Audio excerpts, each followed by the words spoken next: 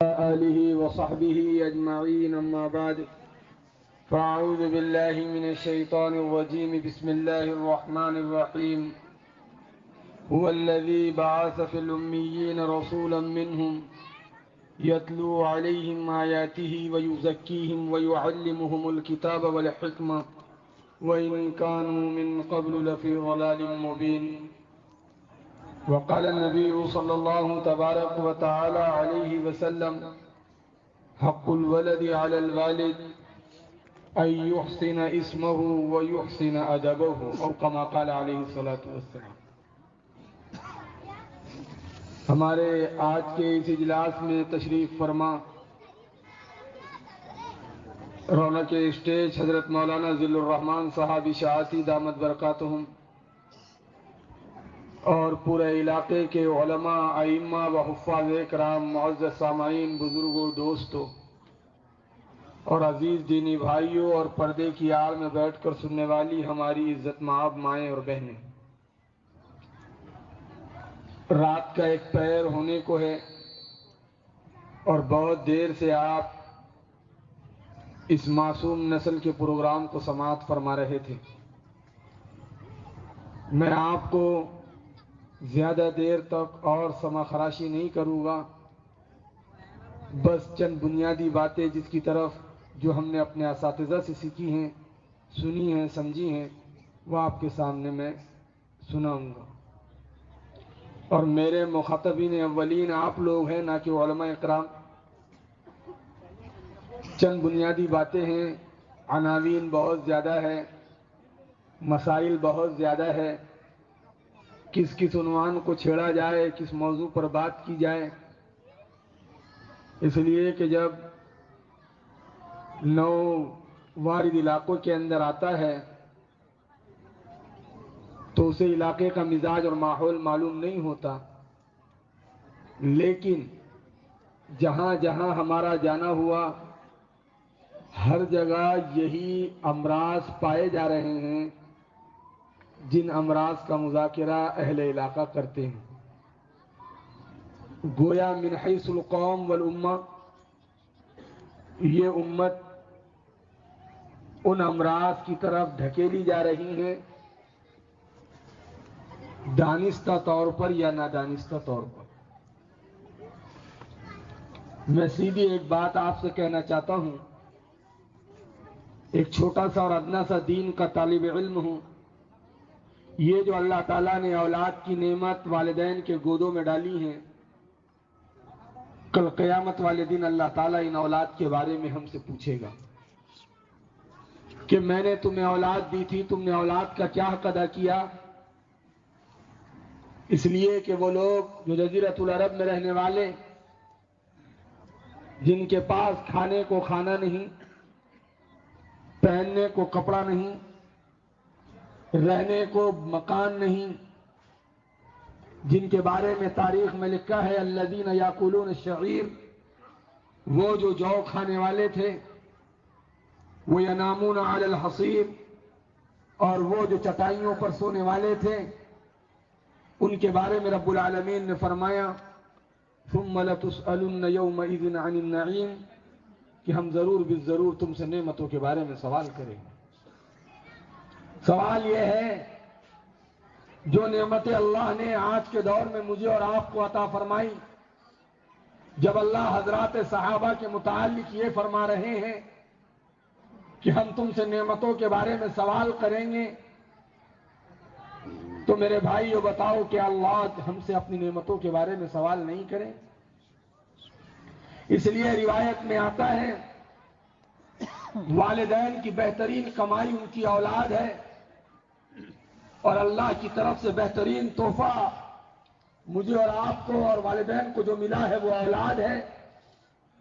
اب اولاد کے بارے میں فرمایا، ابن عباس رضی اللہ تعالیٰ عنہ فرماتے ہیں کہ آقا علیہ الصلوۃ والسلام نے فرمایا حق الولد علی الوالد، والدین پر، باپ پر اپنی اولاد کا حق یہ ہے کہ جب وہ پیدا ہو ان یحسن اسمہ، اس کا اچھا سا نام رکھے، ویحسن ادبہ، اور اس کے تعلیم و تربیت کا انتظام کرے. اس لیے کہ ایحسن ادبہ، ادب کا معنی یہی ہے۔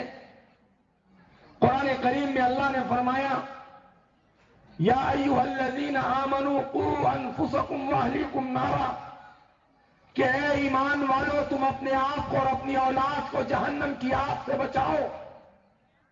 تو ابن عباس رضی اللہ تعالیٰ عنہ اس آیت کی تفسیر میں لکھتے ہیں اور کہتے ہیں علمہم وادبوہم، کہ ان کے تعلیم کا انتظام کرو اور ان کی تربیت کا انتظام کرو۔ والدین کی ذمہ داری ہے اپنے اولاد کی تربیت کرنا۔ اساتذہ صرف علم کی روشنی دے سکتے ہیں، اساتذہ مکاتب میں صرف راستہ دکھا سکتے ہیں، لیکن اس راستے پر موت تک چلنے کی اور چلانے کی ذمہ داری اللہ نے ماں اور باپ کے ذمہ لگائی ہے۔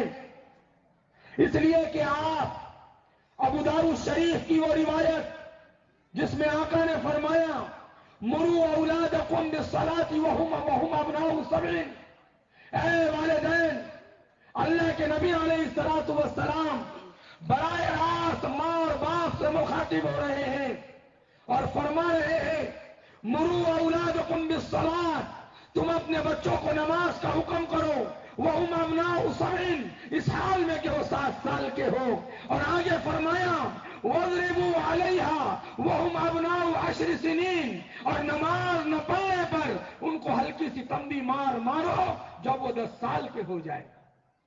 اور آگے فرمایا وفرقوا بینہم فی المضاجع، ان کے بستر اور آرام گاہیں 10 سال کی عمر میں الگ الگ کر دو۔ سگے بہن بھائی کے متعلق نبی فرما رہے ہیں، اور خطاب والدین کو ہے۔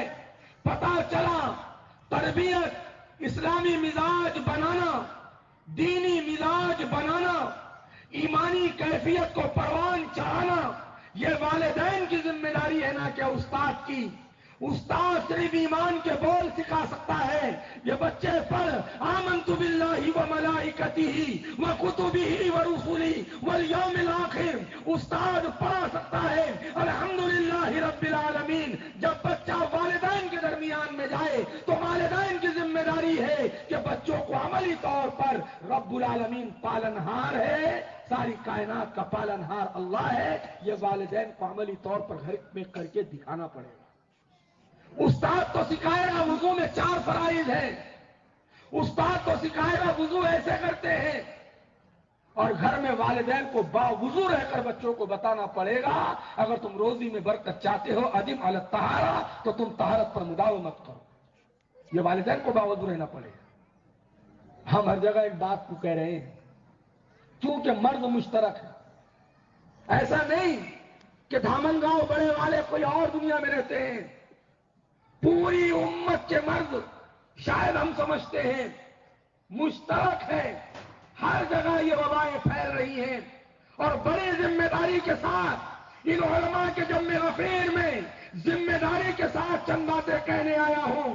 میں آپ کو خوش فہمی میں مبتلا کرنا نہیں چاہتا، میں آپ کو شاباش دینے نہیں آیا ہوں، میں آپ کو مطمئن کرنے نہیں آیا ہوں، بلکہ آپ کو اطمینان سے نکال کر بے چین کرنے آیا ہوں، میں آپ کو بے قل و بے قرار کرنے آیا ہوں، میں ان آندھیوں کا پتہ بتانے آیا ہوں جو تمہاری معصوم نسل کو اچکنے کے لیے تیار بیٹھی ہے، میں ان ارتداد کی خبر دینے آیا ہوں جو تمہاری بیٹیوں کو اور ان کے ایمان کو چھیننا چاہتی ہے، میں وہ کفر اور شرک کے سیلاب اور اس کے سونامی کا پتہ دینے آیا ہوں کہ وہ تمہارے اور تمہارے کلچر، میری اور آپ کی تہذیب، میری اور آپ کی پاکیزہ کلچر جو محمد رسول اللہ صلی اللہ علیہ وسلم آج سے 1450 سال پہلے مجھے اور تجھے دے کر گئے ہیں، اس کو بہا کر لے کر چلی جائیں گی۔ میں اس سونامی کی خبر تم نے دینے آیا ہوں، میں تمہیں چین سے سونے کے لیے نہیں سلانے نہیں آیا، میں تمہیں خواب غفلت سے بیدار کرنے کے لیے آیا ہوں۔ اس لیے میں ایک بات ہاتھ جوڑ کر پیش کی گستاخی کی معافی چاہتا ہوں، چند باتیں میں صاف کرنا چاہتا ہوں۔ 2 اور 2 4، میں کسی حکمت سے 2 اور 2 کو 3 نہیں کہہ سکتا، میں 2 اور 2 کو کسی مصلحت سے 5 نہیں کر سکتا، 2 اور 2 4 ہوتے ہیں۔ تو آؤ سنو، سب سے بڑی ذمہ داری، ارتداد کی ذمہ داری والدین کے سر جانی چاہیے، اس لیے کہ تربیت کی ذمہ داری انہی کی ذمہ تھی۔ ہم نے وہ ماحول فراہم نہیں کیا، اس لیے کہ بچہ مکتب میں 2 گھنٹے میں آپ سے چند باتیں پوچھوں گا، مجمع ذرا اس کا جواب دے۔ مکتب میں بچے کتنے گھنٹے رہتے ہیں؟ پیچھے والا مجمع بولے کتنے؟ 2 گھنٹے۔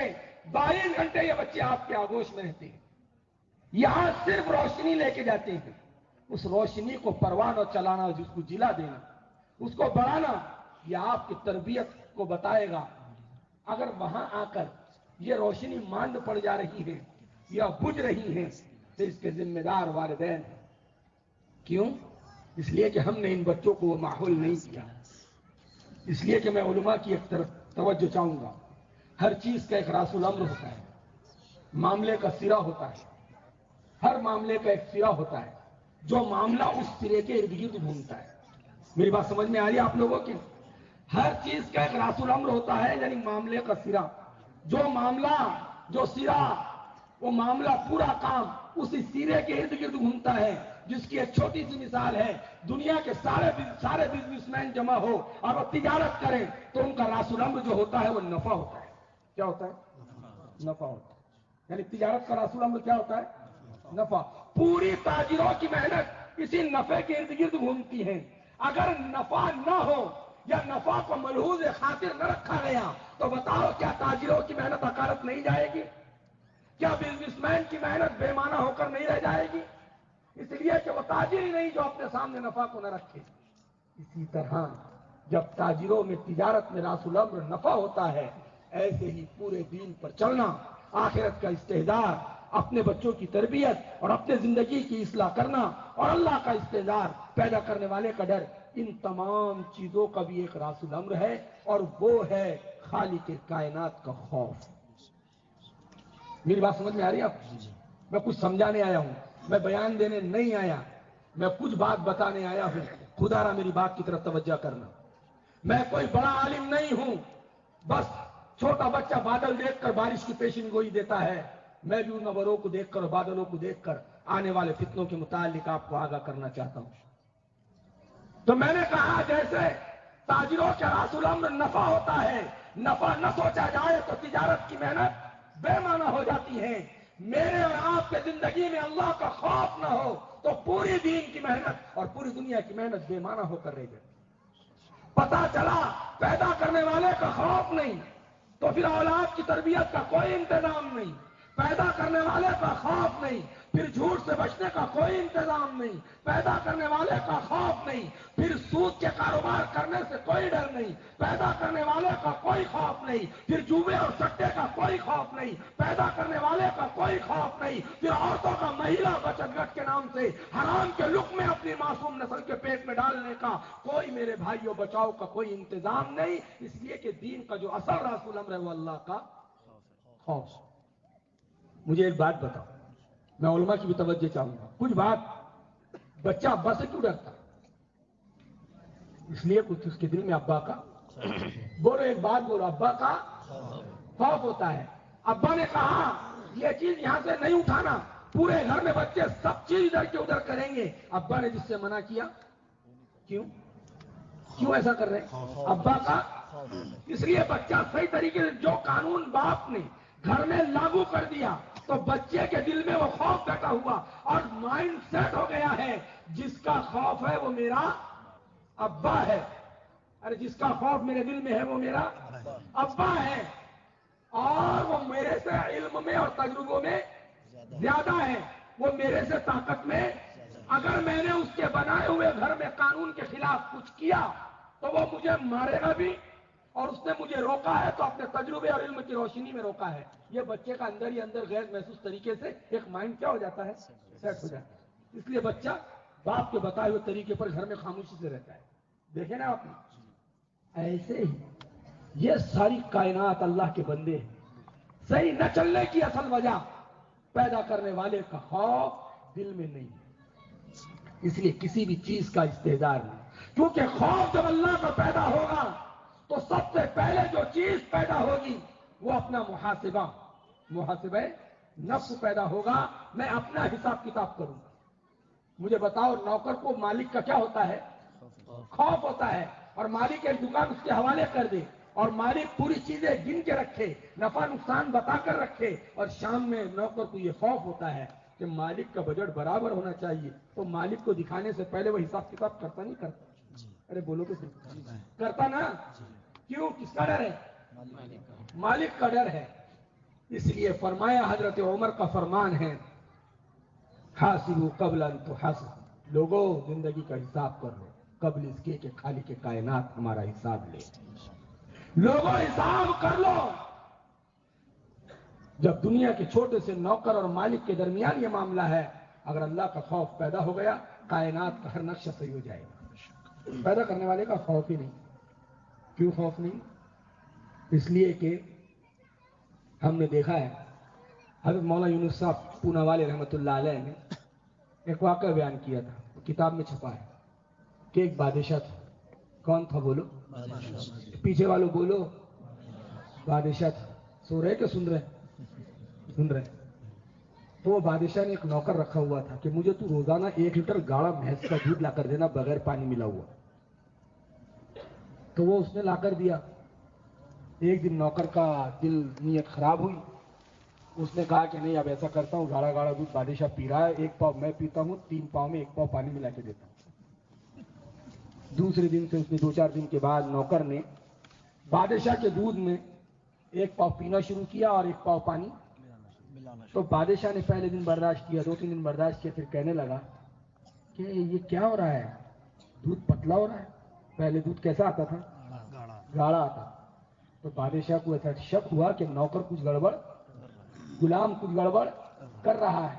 تو بادشاہ نے اس کی نگرانی کے لیے دوسرا غلام، دوسرا نوکر رکھا۔ پہلے والے کو معلوم پڑا کہ یہ میری نگرانی کے لیے آیا، تو ساٹھ گاٹھ کر کے کہنے لگا 1 پاؤ تو پی لے، 1 پاؤ میں پیتے، ½ لیٹر پانی ملا دے۔ ٹھیک ہے۔ اب بادشاہ سلامت جناب، دونوں نے آدھے 1-1 پاؤ پیا۔ تینوں نے کہا چل تو بھی 1 پاؤ پی۔ بادشاہ کا دودھ اور پتلا کریں گے۔ صاحب پہ صاحب، صاحب پہ صاحب، صاحب پہ صاحب، رشوت ختم ہونے کا نام نہیں لے رہے، رشوت بڑھی رہی۔ سمجھ آ رہی میری بات؟ جی۔ اگر پہلے والے غلام کے دل میں اللہ کا، تو دودھ پتلا۔ اس لیے کیا پیاری بات کہی ہے حکیم الاسلام حضرت قاری طیب صاحب رحمۃ اللہ علیہ، سابق محتمم دارالعلوم دیوبند نے، کہنے لگے تم لکڑی کے زور پر جسم کو تو نمازی بنا سکتے ہو، دل کو نمازی نہیں بنا سکتے۔ لکڑی کے زور پر جسم کو نمازی بنایا جا سکتا ہے، دل کو نمازی نہیں۔ لیکن جس کا دل نمازی بن جائے، جسم خود اس کے تابع ہو جائے گا۔ میرے بھائیو، ہمارا حال بھی رسمن اور رواجن ہے، پیدا کرنے والے کا خوف نکل گیا، اس لیے نہ حلال کی پرواہ نہ حرام کی پرواہ، پیدا کرنے والے کا خوف نکل گیا، اس لیے بے حیائی کی کوئی پرواہ نہیں کہ اس پر اللہ کیا عذاب دیں گے۔ بچوں کی تربیت کی طرف کوئی توجہ نہیں۔ میں اختصار کے ساتھ چند باتیں آپ کی طرف مبذول کرانا چاہتا ہوں۔ اگر آپ کے مرنے کے بعد یا آپ کی زندگی میں آنے والے وقت میں ان معصوم بچوں کو ارتداد سے بچانا چاہتے ہیں، اگر آپ آنے والے وقت میں ان بچوں کو کفر اور شرک کے گھٹا ٹوب ہندیاروں سے بچانا چاہتے ہیں، اگر آپ آنے والے وقت میں موت تک ان بچوں کو ایمان پر ثابت قدم دیکھنا چاہتے ہیں، تو سب سے پہلے آپ کو اپنا ماحول درست کرنا ہو۔ مجھے کچھ لوگ بتا رہے تھے، اور ویسے بھی میں نے کہا مشترک امراض مشترک ہے، نشہ عام ہو رہا ہے، بے حیائی عام ہو رہی ہے، جوا عام ہو رہا ہے، مہیلا بچت گٹ کے نام پر چند پیسوں کی لالچ میں ایمان اور جسم تک کے سودے ہو رہے ہیں۔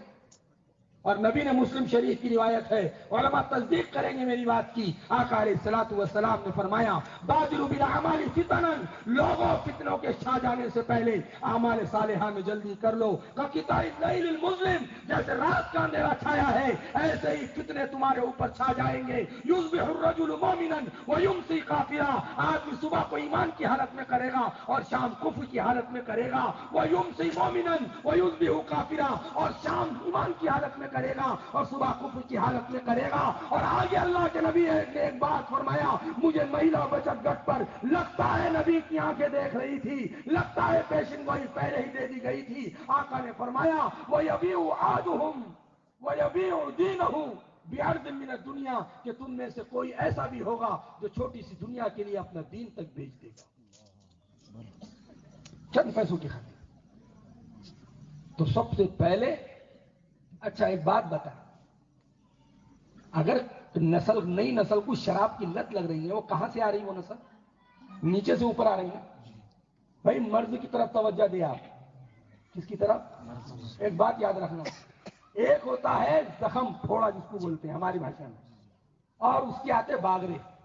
آتے آپ کے یہاں پر بغل میں، جان میں، مانڈی پر آتے نہیں آتے؟ کیا آتے سمجھتا نا یہاں پر؟ جی جی صرف پھوڑا کہیں ہو گیا، بال توڑ ہو گیا تو اس کا کیا آتا؟ سچی بتاؤ، بال توڑ کا علاج کرتے باگروں کا علاج کرتے؟ بال توڑ. ارے بولو نا پیچھے والوں، بال توڑ کا. ابھی جو ماحول چل رہا ہے سارے باگروں کے علاج کا چل رہا ہے، بال توڑ کا کوئی علاج نہیں کرتا. سب رو رہے ہیں اور شراب پی رہے بچے، شراب پی رہے. تمہارے بچے ہیں نا. باگروں کی طرف توجہ، یہ نہیں دیکھتے آپ نے بال توڑ پال کے رکھے. دادا شراب پی رہا، بڑے ابا شراب پی رہا، چچا شراب پی رہا، چھوٹا چھوکرا جوا ہی کھیل رہا، تو دیکھے نہیں بڑے ابا کا سیکھا. تو یہ سب بال توڑ ہے گھر میں. اور یہ بچے بھاگ رہے ہیں، وہ بال توڑ کے اثرات ہے. بال توڑ ختم کرو، اس کا علاج کرو، بھاگ رہے خود بخود شاید کہ اگر یہ مثال سمجھ میں آ گئی تو بہت کچھ سمجھ میں آ گیا. میری بات سمجھ میں آ رہی؟ تو ابھی ہماری محنت کس پر چل رہی؟ ارے یار 18 سال کے بچے شراب پی رہے، تو چیک کرو، یا تو اس کا باپ شراب پیتا ہوگا، یا رشتہ داروں میں کوئی شراب پیتا ہوگا، یا والدین نے جاننے کے باوجود بھی بری صحبت میں اس کو رہنے دیا ہے. اس کے دوستوں کی تہذیب، اس کے دوستوں کی مجلس نہیں دیکھی. اپنے بچوں کو چیک کرو، اس کے دوستوں کی صحبت کیسی ہے، یہ اٹھتا بیٹھتا کہاں ہے، یہ کس کے ساتھ رہتا ہے. اس لیے اللہ کے نبی نے فرمایا یہ بھی دیکھا کرو تم کس کو دوست بنا رہے ہو، کیونکہ آدمی اپنے دوست کے دین پر ہوتا ہے. آپ کو معلوم ہے آپ کہیں کیسے دوست کے دین پر ہوتا؟ ایک سمپل سی مثال دیتا ہوں. آپ کے بچے کے موبائل کا کوڈ آپ کو نہیں معلوم، لیکن اس کے دوست کو پکا معلوم. تم ابا ہو کے نہیں معلوم ہے، دوست ہو کے معلوم. پیدا تم نے کرے، بتا دیا اس نے کمال کہ میں میرے دوست کے ملت پر. میری بات سمجھ میں آ رہی کچھ؟ ارے بات سمجھ میں آ رہی کوئی؟ کیا بتانا چاہ رہا ہوں؟ تو جب دوستی دیکھو کس کے ساتھ ہے.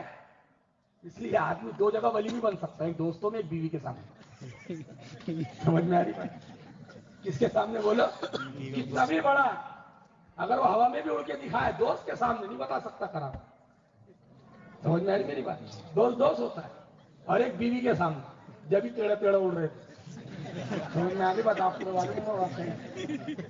کہنے لگے اللہ والے تو ایسے ہوتے، ہوا میں اڑ کے جاتے. کہ اللہ کی بندی ہوں میں تو تھا، جب بھی ٹیڑا ٹیڑا اڑ رہے.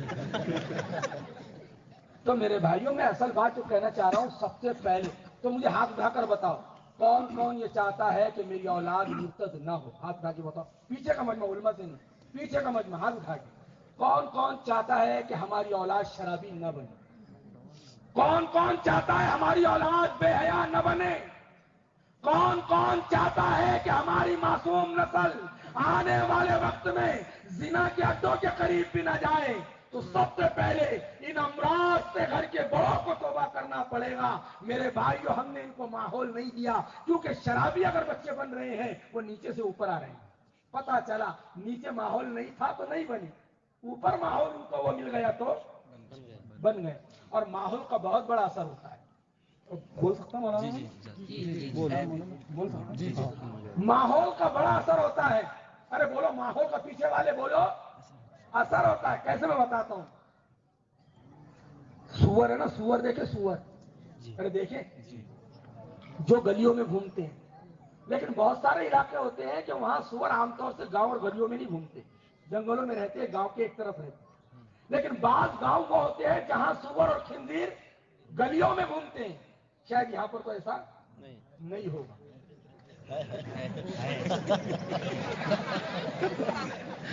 اصل میں جنہوں نے نہیں بولا وہ یہاں کے نہیں ہیں. سمجھ میں آ رہی بات؟ دیکھو یہاں کے ماحول سے وہ واقف نہیں. سور کتے تو ہر جگہ ہی گھوم رہے ہیں. ارے ان کے ختم تو نہیں کر سکتے. سمجھ میں آ رہی بات؟ بس ان کا علاج ہے پتھر لاٹھی ہاتھ میں رکھو. میرے بھائیوں، تو سور عام طور سے گھومتے ہیں. لیکن جس علاقے میں سور دیکھنے میں نہیں آتا، اس علاقے اور اس محلے میں اگر سور گھس گیا تو پورا محلہ سر پر اٹھا لیتے لوگ. خنزیر آیا، کوئی ناک کو ہاتھ لگاتا، کوئی منہ کو ہاتھ لگاتا، کوئی بار بار تھوکتا، کسی کا جی مچل کر آتا ہے، کسی کو مچلاہٹ ہوتی ہے. کسی کو قے ہو جاتی ہے، کوئی ناک میں ہاتھ لگاتا، کتنی دیر تک کھانا نہیں چلتا، پانی نہیں چلتا، اور گھر کے دروازے لگا لیتے. جس راستے سے سور گزرا کوئی اپنا پیر چپل سمیت دینے کو تیار نہیں ہوتا. کیوں؟ وجہ کیا ہے؟ سور وہاں عام طور سے نہیں گھومتے. لیکن جس علاقے میں سور گھومتے ہیں وہاں لوگ آ رہے ہیں، جا رہے ہیں، جیسے سور بھی آ رہا، ادھر سے جناب آ رہے ہیں، اور تھیلی اس کے پیٹ کو لگ رہی ہیں، اور سور نے پانی کے اوپر اپنے پیر رکھا، پھر وہ چلنے لگا تو اس کے پیر پر بچے بھی پیر دے رہے ہیں. حتیٰ کہ جہاں سور گھوم کے گئے ہیں وہاں پر گاؤں کے چند بڑے لوگ جمع ہوئے پتے کھیلنے، وہی بیٹھ گئے ہیں. کوئی نفرت نہیں. دیکھیں آپ نے ماحول.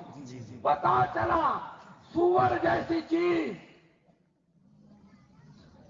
سور جیسی چیز جو نجس العین ہے، جس کی نجاست میں شک نہیں، جو پاک نہیں ہو سکتا، فطرتاً اللہ نے اس کو ناپاک بنایا ہے. کتا لگ جائے دھو لو، پاک کر لو. جیسے پاخانہ پاک نہیں ہوتا، میری بات سمجھ میں آ رہی؟ پاخانہ پاک نہیں ہوتا. پاخانے میں پانی ڈال دو پاخانہ پاک ہوگا؟ نہیں ہوگا. ایسے ہی سور کہ یہ پاک نہیں ہو سکتا، اس کی کوئی شکل نہیں پاک کی، لیکن جب اس کا ماحول بنا تو لوگوں کے دلوں سے اس کی نفرت اور کراہیت ختم ہو گئی.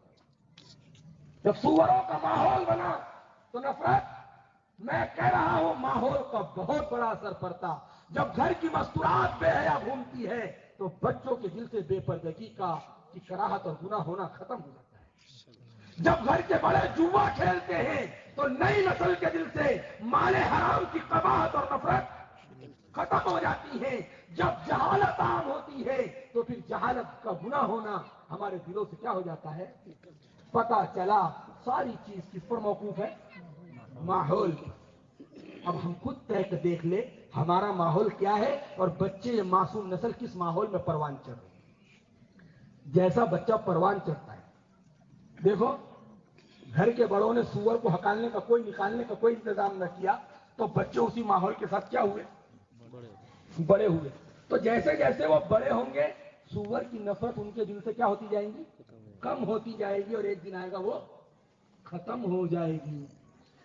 ایسے ہی جب بے حیائی کا ماحول ہوتا ہے اور بچے اس میں پرورش پاتے ہیں تو ان کے نشو نما کے ساتھ ساتھ بے حیائی کی نفرت ختم ہوتی چلی جاتی ہے، بلکہ دل پختہ اور دماغ پختہ ہو جاتا ہے اس بات پر کہ بے حیا گھومنا کوئی بری بات نہیں ہے، بے محابہ اجنبی مرد عورتوں کا ملنا کوئی بری بات نہیں ہے. پھر وہ ایک فتنہ اٹھتا ہے جس کو اتنا پیارا نام دیا، ایسا لگتا ہے کوئی چاکلیٹ کا نام ہے، بوائے فرینڈ اور گرل فرینڈ. یہ فتنے جنم لیتے ہیں. کیوں؟ بچپن سے وہ ماحول ملا ہوا ہے. اور مغربی کلچر نے ہمیں یہاں تک دھکیلا کہ چھوٹے چھوٹے، یہ اسلامی کلچر نہیں ہے، مخلوق تعلیم، مخلوط نظام تعلیم، یہ اسلامی کلچر نہیں ہے کہ بیٹے بیٹیوں کو ایک ساتھ پڑھایا جائے. کیونکہ مزاج بن رہا ہے کہ ساتھ بیٹھ سکتے، ساتھ کھا سکتے، اور اسی کچی عمر کے ساتھ جب ساتھ گزارتے ہیں تو پکی عمر میں بھی وہ اس کو برائی نہیں سمجھتے. پھر نتیجہ یہ ہوتا ہے، پھر وہ واقعات سننے کو ملتے ہیں جس کے نتیجے میں ہم شرم سے پانی پانی ہو جاتے ہیں.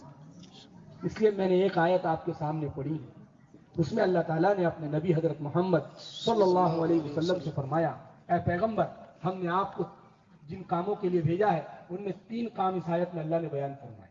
یتلو علیہم آیاتی، نبی جی جزیرۃ العرب پر رہنے والوں کو اللہ کا قرآن سنائیے. کیا سنائیے؟ اللہ کا قرآن. کیا قرآن کا سنانا کافی تھا؟ نہیں.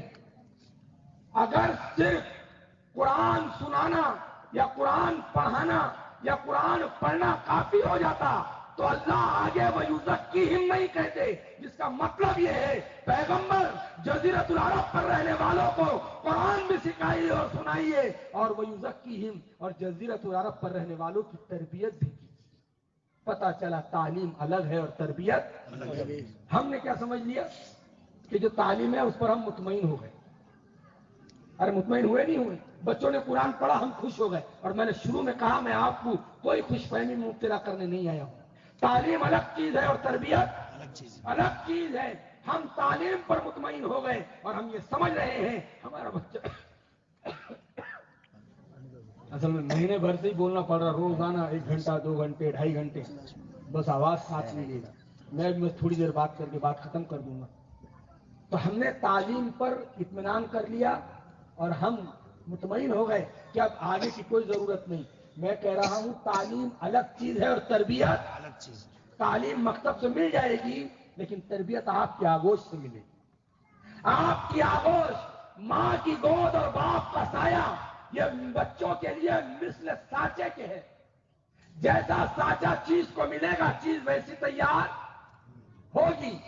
اب والدین کا سانچا اگر بے حیائی سے پاک ہے، والدین کا سایہ اگر اور والدین کا ماحول اگر سود سے پاک ہے، مہیلا بچت گھر سے پاک ہے، حرام کے لقموں سے پاک ہے، جھوٹ سے پاک ہے، غیبت سے پاک ہے، چغلی سے پاک ہے، الزام سے پاک ہے، بہتان سے پاک ہے، تیری میری سے پاک ہے، عداوت دشمنی سے پاک ہے، الزام تراشی سے پاک ہے، آپس کی دشمنیوں سے پاک ہے، حسد جلن سے پاک ہے، تو بتا بھی تیری میری گود میں پلنے والے بچے بھی انشاءاللہ نیک بنے.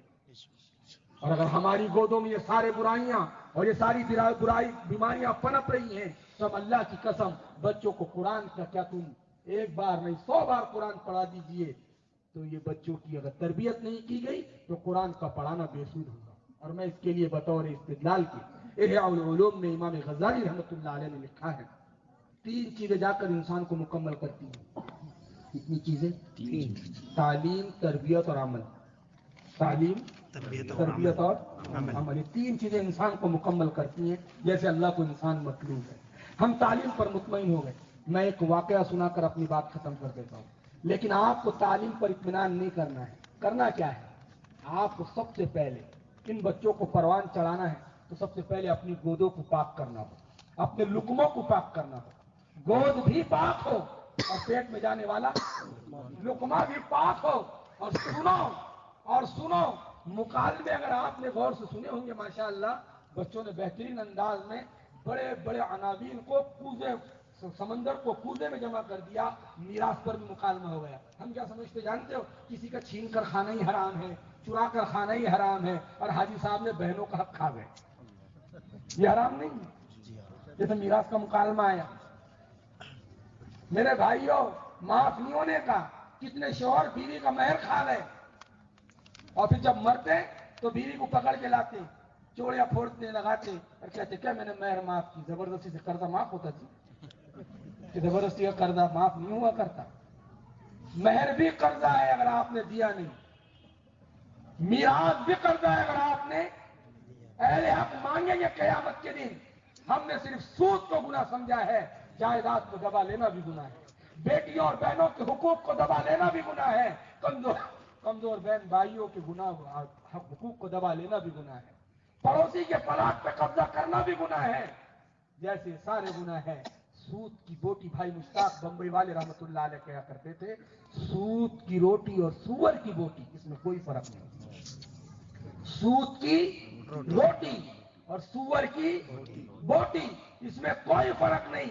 جیسے سور کی بوٹی نجس ہے ایسے سود کی بوٹی بھی نجس ہے. بتاؤ اگر ہمارے پیٹ میں جا رہا ہے اثر نہیں کرے؟ ارے بتاؤ تو اثر نہیں کرے گا؟ اثر کرے گا نا. بتاؤ دھوپ زیادہ ہوتی اثر کرتی؟ ارے بولو. سونے کے لیے نہیں سننے کے لیے بیٹھو. دھوپ زیادہ ہوتی اثر کرتی؟ سردی زیادہ ہوتی اثر کرتی؟ پیٹ میں اگر زیادہ مقدار میں گرم چیز چلے گئی لیٹرین ہوتے؟ ارے لوز موشن ہوتے؟ اور اگر زیادہ ٹھنڈی چیزیں چلی گئی نزلہ زکام ہوتا؟ جب بے جان چیزیں اثر کر سکتی ہے تو بتا رب العالمین کے بتائے ہوئی وہ بات کہ پیٹ میں جانے والا حرام لقمہ بھی اپنا اثر دکھاتا ہے اور حلال لقمہ بھی اپنا اثر دکھاتا ہے. حرام کے لقمے کھاؤ گے تو جانوروں کی طرح خواہشات کی طرف چلو گے اور حلال کے لقمے کھاؤ گے تو قدم پھونک پھونک کے رکھو گے. حلال کے لقمے انسان کو اعمال صالحہ کی طرف کھڑے کرتے ہیں. اور ہم عام طور سے جملہ ہم کہتے ہیں توفیق ملی تو کریں گے، توفیق ملی تو کریں گے. توفیق ملا نہیں کرتی، توفیق مانگی جاتی ہے. نبی کی دعا تو پڑھو اللہم وفقنا. کیا کہہ رہے نبی؟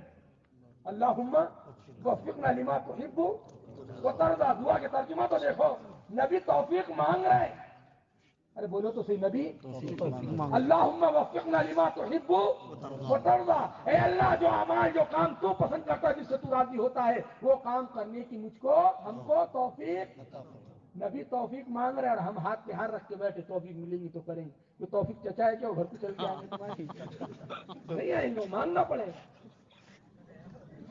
اور مولانا صاحب عجیب بات کی. ان کا ایک بیان میں سنا کہنے لگے توفیق کہتے ہیں اسباب عمل کا مہیا ہو جانا. اسباب عمل کا مہیا ہو جانا کیا ہے؟ اور واقعتاً یہ جملہ اتنا جامع ہے، آپ غور کرو، اتنا جامع ہے کہ اسباب عمل مہیا ہو گئے. صحت مند ہے، نمبر 1. کیا ہے؟ فارغ ہے، گھر کے چبوترے پہ بیٹھا ہوا ہے اور مغرب کی اذان ہو رہی ہے، کام بھی کوئی اور پھر نماز کو نہیں جا رہا ہے، تو اس کو گویا توفیق مل گئی تھی، کیونکہ اسباب عمل کا مہیا ہو جانا ہی توفیق ہے. اس کے باوجود بھی اگر یہ مسجد نہیں آ رہا ہے تو پھر ڈر ہے ختم اللہ علی قلوبہم وعلی سمعہم وعلی ابصارہم غشاوہ، کہ اللہ نے کہیں اس کے دل پر کفر کی مہر تو نہیں لگا دی. کہ توفیق ملنے کے بعد بھی مسجد نہیں آنا. میرے بھائیوں، میں نے کہا میں سیدھی بات کرنا چاہوں گا، تو سب سے پہلے ہم کو اپنا ماحول درست کرنا پڑے گا. کرتے سب اپنا ماحول درست؟ ماحول کا اپنا اثر پڑتا، چیزوں کا اپنا اثر پڑتا. اگر مستورات میری بات سن رہی ہیں، میں ان سے گزارش کروں گا اگر یہاں قرآن موجود ہے تو قرآن دے دو. میرے بھائیوں، میں اللہ کی کتاب کے متعلق کہنا چاہتا ہوں، کائنات میں سب سے برگزیدہ جماعت اگر کوئی ہے وہ انبیاء کی جماعت ہے. پیچھے والے بولو کس کی؟ انبیاء کی جماعت ہے. انبیاء کے بعد اگر سب سے بڑا مقام کسی کا ہے وہ صحابہ کا ہے اور ان کی بیویوں کا ہے، اور ان میں بھی سب سے بڑا مقام اگر کسی کا ہے تو وہ اہل بیت ازواج مطہرات کا ہے. آج تمہیں بتاتا ہوں اللہ کا قرآن، او دامن گاؤں والوں کی، دامن گاؤں کی عورتوں، میں تمہیں اللہ کا قرآن سنا رہا ہوں. امی جان حضرت عائشہ نبی کی چہیتی بیٹی ہے، حفصہ چہیتی بیٹی ہے اور چہیتی بیوی ہے، عائشہ چہیتی بیوی ہے، ام سلمہ بیوی ہے، حفصہ بیوی ہے، میمونہ بیوی ہے، فاطمہ بیٹی ہے، رقیہ بیٹی ہے، زینب بیٹی ہے. ان کائنات کی قیمتی عورتوں سے کہا جا رہا ہے تم کائنات کے قیمتی عورتوں سے مردوں سے پردہ کرو. کائنات کی قیمتی اور نیک عورتوں کو کہا جا رہا ہے تم کائنات کے انبیاء کے بعد سب سے پاکیزہ مردوں سے کیا کرو؟ پردہ کرو. میری بات سمجھ میں آ رہی میں کیا کہہ رہا ہوں؟ ازواج مطہرات عورتوں میں سب سے افضل عورتیں اور نبیوں کے بعد سب سے برگزیدہ جماعت صحابہ کی. ان کو کہا جا رہا ہے دوسرے سے پردہ کرے. بتا، جہاں نبی موجود ہو، آسمان سے جبریل آ رہا ہو، نبی قرآن پڑھ کے سنا رہا ہو اور نبی کہہ رہا ہو اپنی گھر کی عورتوں سے وَقَرْنَ فِي بُيُوتِكُنَّ وَلَا تَبَرَّجْنَ تَبَرُّجَ الْجَاهِلِيَّةِ الْأُولَىٰ وَأَقِمْنَ الصَّلَاةَ وَآتِينَ الزَّكَاةَ وَأَطِعْنَ اللَّهَ وَرَسُولَهُ. میرے بھائیوں، کہہ رہے ہیں گھر میں قرار پکڑو. کیا پکڑو؟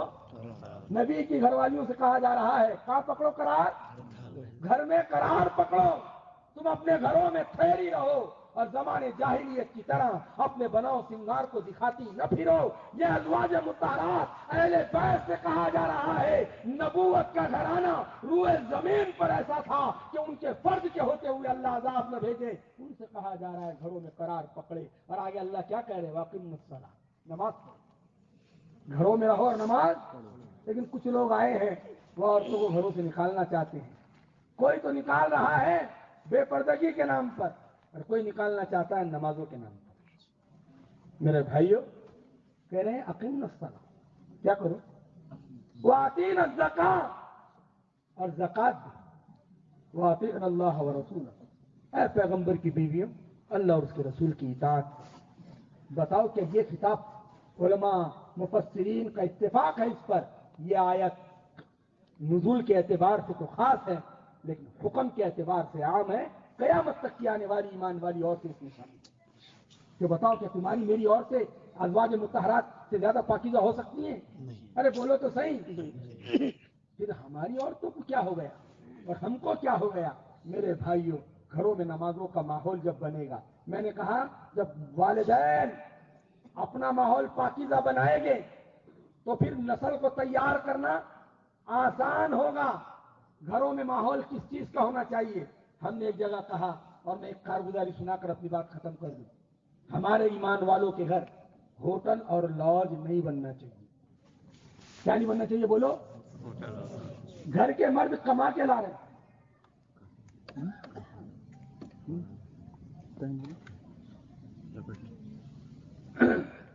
گھر کے مرد کما کے لا رہے ہیں اور گھر کی عورتیں پکا کے دے رہی ہیں، سب مل کے کھا رہے ہیں. کیا بن گیا؟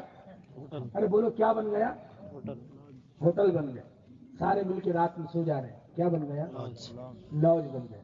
حالانکہ ایمان والوں کے گھر ہوئے زمین پر نہ ہوٹل تھے نہ لاج تھے. ایمان والوں کے گھر ہوئے زمین پر یا تو مسجدیں، کیا تھی بولو، گھروں میں مرد اب عورتیں نماز پڑھ رہی ہیں تو بچے بھی دیکھا دیکھی. گھروں کے اندر قرآن کے صحیح کرنے کے حلقے لگائے جا رہے ہیں تو ہمارے مدرسے کیا بن گئے؟ ہمارے گھر کیا بن گئے؟ مدرسے. گھروں میں ذکر کیا جا رہا ہے.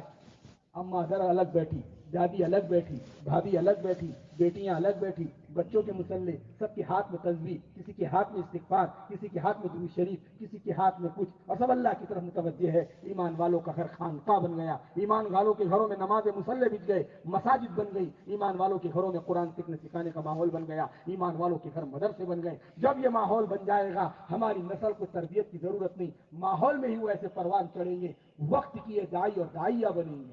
اس لیے پورا مجمع نیت کرے. وقت زیادہ ہو رہا ہے، ہمت بھی ساتھ دے رہی ہے. پورا مجمع نیت کرے انشاءاللہ کہ سب سے پہلے ہم اپنے ماحول کو درست کریں گے صاحب. اللہ تبارک و تعالی ہم تمام کو ماحول کو درست فرمائے، زندہ رکھے تو اسلام پر، موت دے تو ایمان.